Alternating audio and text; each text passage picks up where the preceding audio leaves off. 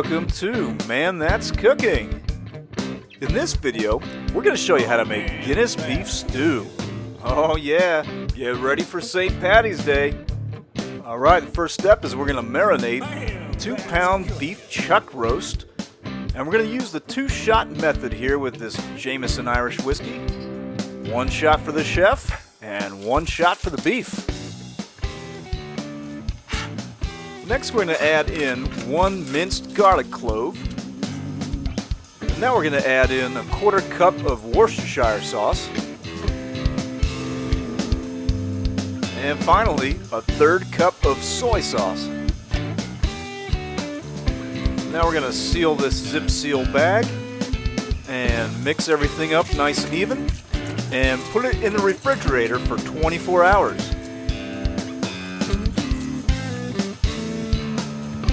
Bam! It's the next day. So we're going to start making this beef stew. First thing to do is dice up 1 large yellow onion. And next we're going to mince up 3 cloves of garlic. We're going to chop up 4 stalks of celery.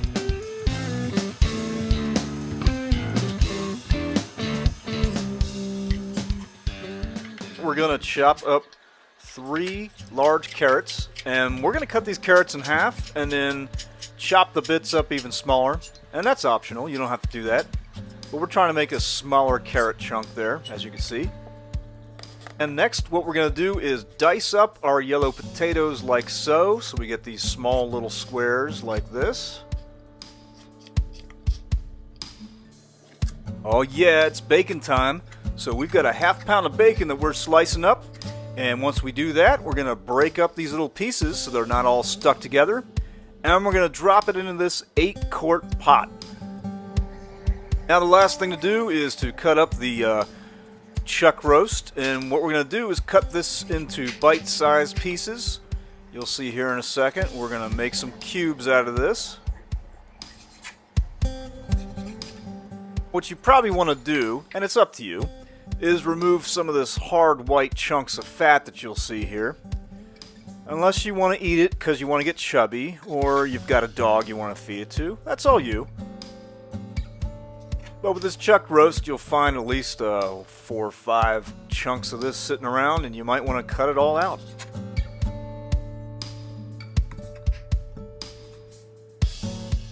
After you got your beef all cubed, apply some salt and pepper to all sides. So while we're busy seasoning the beef here, we're going to take this moment to remind you that you're not watching the Food Network. Oh no! This is an amateur production, and we greatly appreciate all likes and subscribes. That's right, this is a labor of love, so love us back.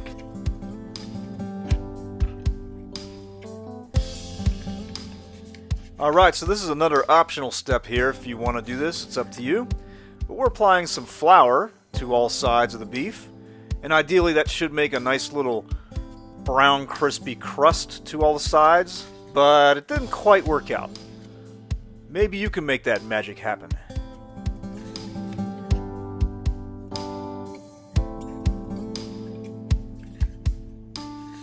So let's turn the burner heat to medium, and we're going to start frying up this bacon, and it's going to take about 10 minutes. And you'll see the bacon change to a nice brown color, and it'll be all foamy, and that's when it's done. Go ahead and use a slotted spoon and remove the bacon bits and place them on a paper towel to dry off. Now leave the bacon grease behind, leave the burner on medium, and we're going to do our first batch of beef. So just cover the bottom of the pan with the beef. Don't stack the beef. You're going to have to do this in several batches. Might take you 2, might take you 4, all depends on what you've got. So the idea here is simple. We're just going to fry this beef until it gets brown on all sides. And when your beef is good and brown on all sides, go ahead and remove the beef and put in the next batch. Alright, so we're cooking. Just keep repeating this process until you have all your beef browned on all sides.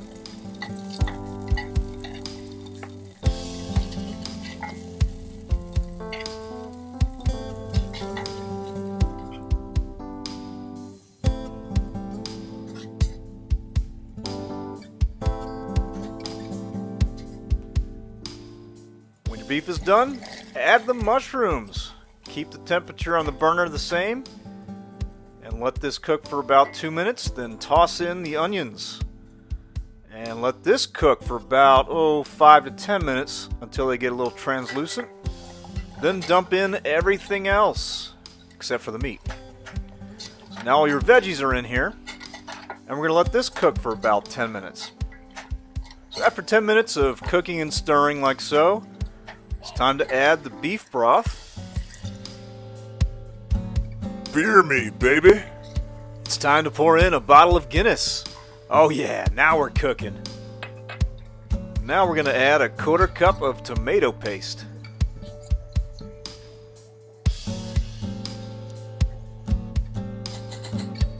Okay, it's time to stir everything up and get it blended well. Just keep the burner on medium. So let's make this extra beefy and drop in 1 beef bouillon cube. And now we're going to add in 1 teaspoon of dried rosemary and 1 teaspoon of dried thyme. Alright, so we've cranked up the heat to medium high, and now we're going to stir everything up. Once we reach a boil, we're going to add the meat products, our beef and pork. Okay, so we're going to stir this in and let it come back to a boil. And when it does, we're going to put the lid on this. We're going to turn the heat down to medium-low, and we're going to let it simmer for 2 hours.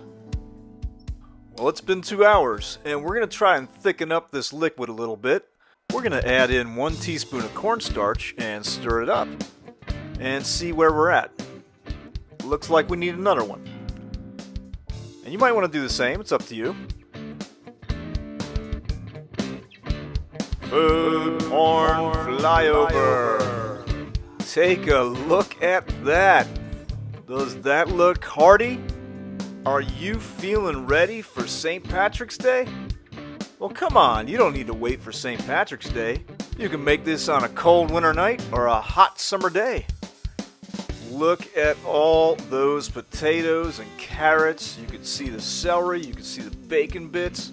Oh yeah, this is delicious. You're gonna get the nice taste of Guinness and the marinade in the beef. This ain't your grandma's Irish Guinness beef stew recipe. No, this is something better. Yeah, too bad, Grandma. I mean, what more could be said? This is super hearty, super delicious. It even freezes well. So go ahead and make your Irish grandma proud. Try out this recipe. Let us know what you think. Give us some feedback in the comment section. Like, subscribe. Check out our website, manthat'scooking.com. You can check us out on Facebook. You can check us out on Instagram. Check us out on Twitter. As always, thanks for watching. We hope you make this recipe and enjoy it.